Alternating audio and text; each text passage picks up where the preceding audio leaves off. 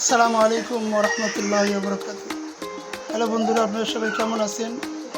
আজকে আমি স্টিমেট চ্যালেঞ্জের 26 সেশনের পঞ্চম সপ্তাহে ভিডিও এডিটিংয়ের একটা ভিডিও শেয়ার করব।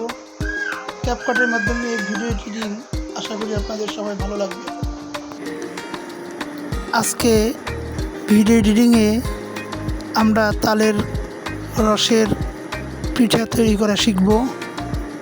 তালের রসের পিঠা তৈরি করার জন্য প্রথমেই আমাদেরকে তালের রস নিতে হবে, চিনি নিতে হবে, 1 কাপ দুধ নিতে হবে, 2টা ডিম, সাথে লবণ।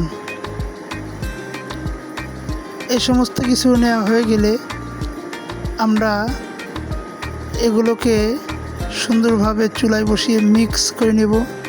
প্রথমেই দুধ চুলায় উপর দিয়ে, এরপরে তালের রসগুলো সেটার উপর দিয়ে মিক্স করে নেওয়ার পরে ময়দা দিয়ে দিতে হবে।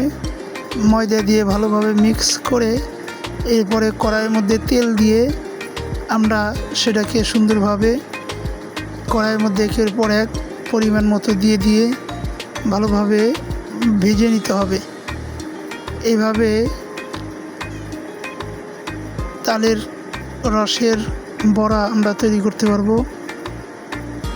ভালোভাবে ভেজে নেওয়ার পরে সেটাকে আমরা নির্দিষ্ট একটা পাত্রের মধ্যে উঠাবো। আমাদের তালের বড়া তৈরি হয়ে গেছে। এখন আমরা এই তালের পিঠাগুলো সুন্দরভাবে খেতে পারবো।